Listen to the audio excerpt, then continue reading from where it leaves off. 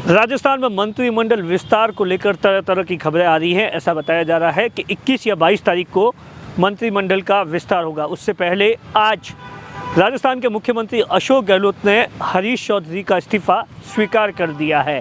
लेकिन इसी बीच जब से हरीश चौधरी के इस्तीफे की बात आई है, उसके बाद से ही मारवाड़ में कांग्रेस के गढ़ कहे जाने वाले बाड़मेर ज़िले में तरह तरह के कयास लगाए जा रहे हैं कि अगले मंत्रिमंडल विस्तार में बाड़मेर से कौन सा चेहरा मंत्रिमंडल में शामिल होगा। इस वीडियो में हम पूरी तरीके से चर्चा करेंगे और जिस तरीके की जो जानकारी हमारे पास में है उसको हम बताएंगे।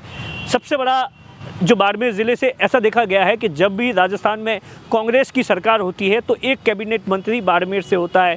गहलोत सरकार के इससे पहले 2 कार्यकाल में हेमाराम चौधरी थे और तीसरे कार्यकाल में 2018 के कार्यकाल में हरीश चौधरी को कैबिनेट मंत्री बनाया गया।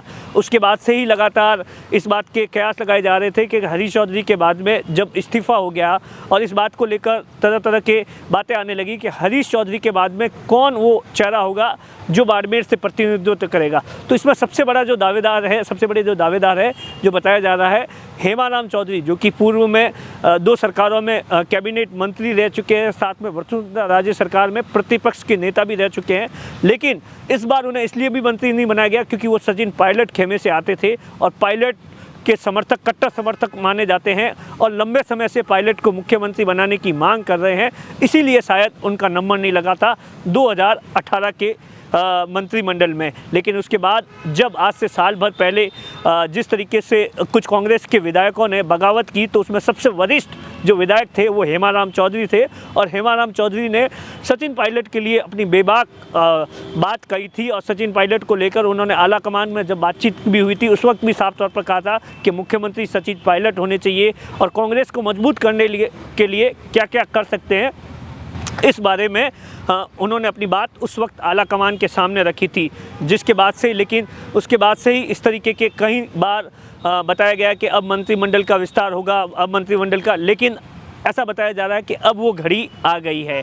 हेमाराम चौधरी बाड़मेर ज़िले से प्रमुख दावेदारों की सूची में सबसे आगे चल रहे हैं। और उसके बाद अगर ये बात की जाए तो ऐसा बताया जा रहा है कि चाहे अगर ये ST कोटे से भी अगर ये किसी को मंत्री बनाया गया तो पद्माराम मेघवाल का नाम भी चल रहा है। हालांकि इस बारे में कोई पुष्ट जानकारी नहीं है, लेकिन जिस तरीके के सूत्र जानकारी दे रहे हैं कि एक कैबिनेट मंत्री बाड़मेर ज़िले से होगा और उसमें सबसे बड़े जो दावेदार है वो हेमाराम चौधरी है। उसके बाद सोशल मीडिया पर तो तरह तरह की खबरें चल रही हैं पद्माराम मेघवाल को लेकर, मदन प्रजापति को लेकर, मेवाराम जैन को लेकर, लेकिन इनके बारे में ऐसा कुछ भी जानकारी पुष्ट निकल कर नहीं आ रही है।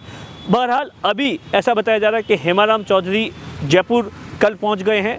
वहीं इस बीच मेवाराम जैन बाड़मेर में ही हैं और मदन प्रजापति के बारे में अभी तक कोई जानकारी नहीं है। वहीं हरीश चौधरी का इस्तीफ़ा स्वीकार कर दिया गया। ऐसा बताया जा रहा है कि हरीश चौधरी हो सकता है कि एक दिन के लिए शादी समारोह में शिरकत करने के लिए बाड़मेर आ जाए।